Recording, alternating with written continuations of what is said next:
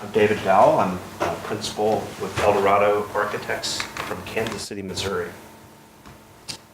Thanks for having me. It's great to be here. Hi, Ann.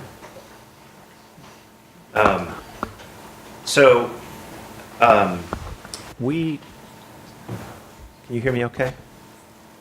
I'm gonna use this opportunity to present a diptych. One on the left is a privately funded affordable housing duplex, and on the right is the last HUD 11 funded housing project for young adults aging out of the foster care system with mental health diagnoses. So these are projects that we've completed in the last 3 years. So they're still kind of in our brains about how to think about affordable housing. And I'll say we're in a state of crisis with affordable housing, obviously. We know the solution to a lot of these problems, and the crisis is really us, and why we don't fix this problem that we know. So anyway, El Dorado, we are a firm of 27 people, somewhere between 25 and 30 people. We're located in Kansas City, Missouri by choice. This is an intentional activity. We work across a range of project typologies. Affordable housing is something that we were brought into by great clients. In both cases, actually, the same client got us involved in both of those projects. We are in the middle of red America, but Jackson County is very much a blue county, and I say that for context, but also in terms of an environment where these issues are, where people are interested in solving these issues. It's actually a very healthy, interesting place to be to work on the problem of affordable housing. We're conventional architects in many ways. We're struggling to keep up technologically, like a lot of people are. The thing that I think gives us a little bit of a unique perspective is the fact that and this is a product of, I think, where we are as much as anything. We actually make things. We've built our own buildings. We continue to maintain an active steel fabrication shop. The studio I teach at Kansas State University is a design-build studio, and the duplex was actually designed and built by students last year, 15 students, which I'll talk about in more detail. But I guess it's dogmatic. We're dogmatic about fabrication. It actually makes us smarter. It kind of started with the question. We worked at a very conventional architecture firm where people had no hands-on experience with making. And the idea that architects are out putting drawings together and telling builders how to build is a little bit of an absurd proposition if you think about it for a minute. So we're trying to rectify that, and we've been doing that for 20 years. So here's the neighborhood that I'm going to talk about. It's actually it's a healthy neighborhood. It's very attractive for residents and businesses. It's the end of the streetcar line, so it had a certain quality that's evolved over time. When the streetcar went away in the 70s, it stagnated a little bit. It's a very conventional pattern in streetcar suburbs across at least across Middle America. But the infrastructure, the combination and proximity of commercial usage and residential usage really sets the stage for a nice place to be. I'm going to admit this. For some reason, the Waldo Duplex site and the Restart Housing site in my mind were worlds apart. So as I'm preparing for this presentation, it dawned on me they're actually in the same block. And truly, they're different worlds in my mind, and different sets of circumstances and people involved, but really they're in the same block. And I'm going to bounce back and forth between the duplex and the restart project. So I hope that doesn't cause trouble. But this is a study. We looked at 3 sites before we found the site that we eventually built on. 811 for a lot of people is a symbol of trouble, and we were actually kicked out. We made the mistake of going to the community before we had building permits. Even though there's no, zoning would always allow apartments, it's an apartment building. And the level of resentment and anger towards what we were doing was incredible in all 3 of these locations. And the site that we ended up in at the very end of it was a parking lot, that was owned by the client that pulled us into the project, and nobody could imagine anything being in the parking lot at all. So the idea of an apartment building in the parking lot was embraced by the Waldo neighborhood. The 4th time was a charm. Actually, because Waldo is a healthy neighborhood, there's access to good public transportation, grocery stores, restaurants, employment. This is the duplex. The reasons that the restart project was located well for that audience was also a good reason for the duplex being located there. So on the this week, it's a duplex, and we were interested in with the students interested in hitting the typology head on. The efficiency comes in mirroring the plan. And you guys shifted it. We said we're going to embrace it and see what we can do with that constraint. Because, if you think about it, it's, a house, the cost of construction is, 4 walls and a ceiling. If you have a duplex, you take 1 wall away, or you share 1 wall, and all of a sudden, the economy is there. It's a simple argument. And then, a prize for someone who can identify what the 4 subtle tweaks to absolute mirroring. There were only 4 in the entire project, and one of them I had to insist on. The students didn't want to do it, and I had to insist on it. And even when we were about ready to, I'll tell you, it's the ventilators. The ventilators are shifted, 1 on the front, 2 on the front, 2 on the back, and they wouldn't do it. They just thought that was a silly thing. And I think it's actually, I'm happy I made them do that. It wasn't my proudest teaching moment, but they'll learn over time.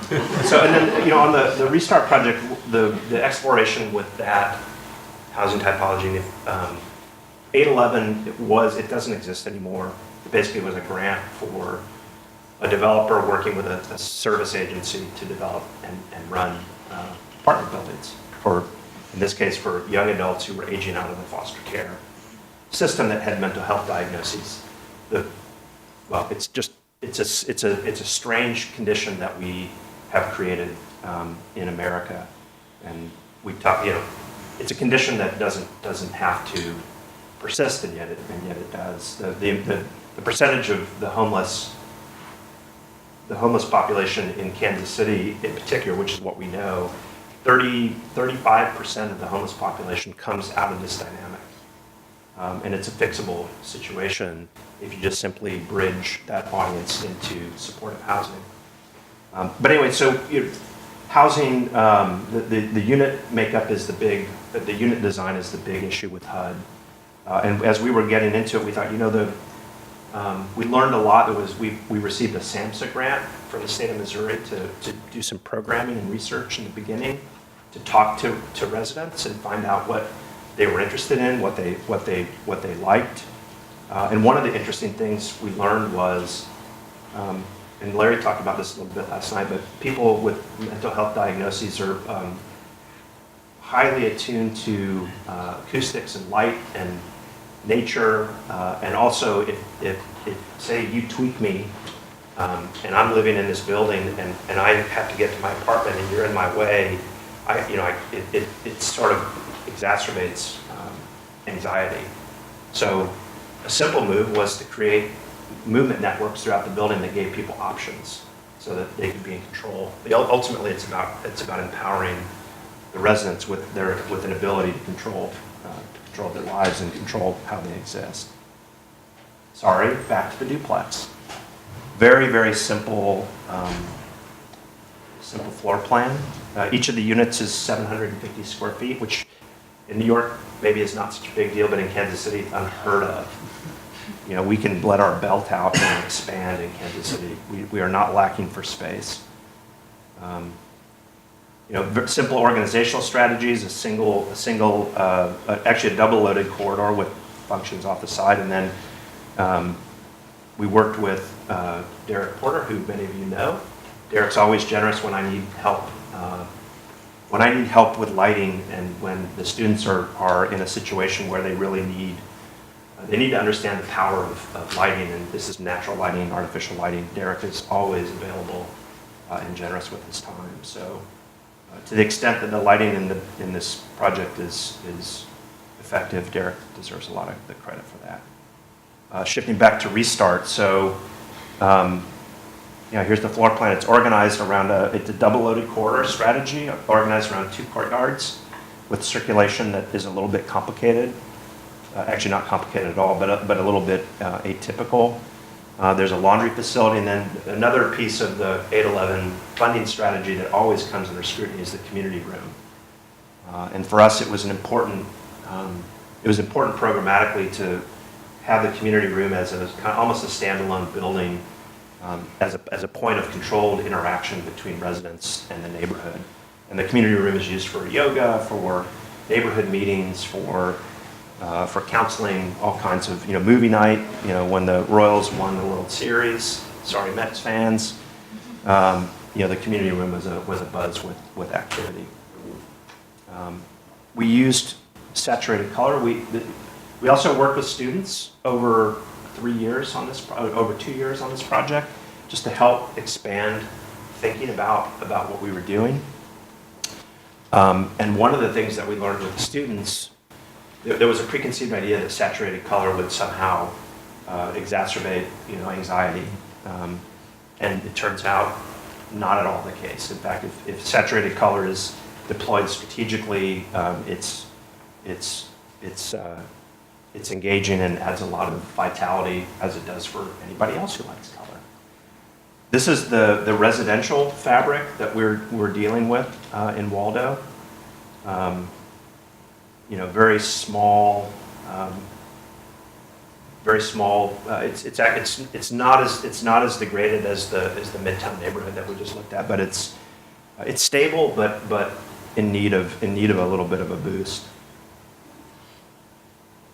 Context on the left, the neighbor. So I have 3 data points that I'm going to talk about throughout the presentation. One of them is the relationship with the neighbor to the south of the Waldo Duplex. Porch life, porch culture, very, very strong in the neighborhood. And then the context for Restart, the building to the left there is a gigantic self-storage building. No windows, no sense of scale, a tiny little door, and then a series of garages. You go into the building and go do your thing, and then you come back out. But we thought, we're going to be a good neighbor, and we're going to show them what you can do with a similar kind of color palette and kind of boxy architecture. The section for the Waldo Duplex was very important. Slab on grade was almost a requirement to build affordably. So navigating the elevations from the slab down to the sidewalk became a series of porches and steps to connect the dwelling with the street. So the affordable housing challenge in Kansas City is not that it's not there. It's primarily that it's just not dignified housing. And we have a much bigger problem with severe housing cost burden, where rents in Kansas City are elevating much faster than the national average. And there's a whole series of service people. Larry talked about this too in LA. Firefighters, teachers, people in service industries and restaurants. They can't afford to live in Kansas City. They're living out in the margins and spending huge amounts of money on their own. You have to buy a car, you have to buy gas. So this is not new, but the idea that 30% of your income should go to housing, and if you spend more than that, it's an unbalanced, it's severe housing cost burden. So working with the developer, we set the rent based on 80% of average median income, which makes it affordable housing. And then they would actually, it took a little while to find residents for the duplex because people were making too much money. And so they wouldn't let them rent the duplex. It's finally now filled. But it was kind of an interesting upside down kind of experience to work with a developer who was rejecting money from paying tenants. Very simple step-by-step strategy for how to achieve affordability. It's a simple shed, utilities and infrastructure centralized, strategically identified and crafted apertures, define the private space, and then calibrate it to fit into the context. The interior, again, the light, I think the photographs are actually, I like the photographs, but the light quality in the units is even better than the photographs suggest. And it's interesting, the north unit and the south unit have dramatically different light qualities. I mean, obvious, right? But again, working with Derek and thinking about apertures and how to let light in and how to filter light, really set that up as that's one of the four distinctions between total mirroring. One's south light and one's north light. Shifting back to the corridor, light is important here as well. And the idea of pulling light from the sides, pulling light down through the courtyard, and then using a greenhouse material that does a great job of diffusing light to make sure that it's a lantern for the residents on the lower level. Yeah, so restart. I don't know what you guys know about Kansas City, but we have a disproportionate number of homeless in Kansas City, and it's not a great place to be homeless. It's hotter than hell in summer, and it's unbearably cold in the winter, or it used to be. And there's we have our share of kids aging out of foster care that are moving towards homelessness. So we know this is a problem. We know it's solvable. Mark and I were talking. We worked with local developers and with HR&A to develop a strategy for basically setting a pro forma development model that would, over 10 or 15 years, would in concept eliminate the homeless population caused by aging out of foster care. Lower left, the typical HUD diagram, housing diagram, is a studio apartment, which when we talk to the residents, nobody likes living in a studio apartment. If you have to, that's one thing, but nobody really likes it. This is permanent housing, so these guys they come in at 18 and they're going to be in these apartments conceptually until the end of their lives, unless they get married, then they have to move out. But the idea that you program living around these kind of basic functions was something that we thought, within the same budget of a typical studio apartment, we want to create a dwelling that has 4 distinct programmatic areas. And again, the residents are in control of, you invite somebody in, maybe you're in the living room, but there's a layer of control that goes all the way to the bedroom and to the bathroom that the residents are in control of, and it really allows a sense of agency and comfort.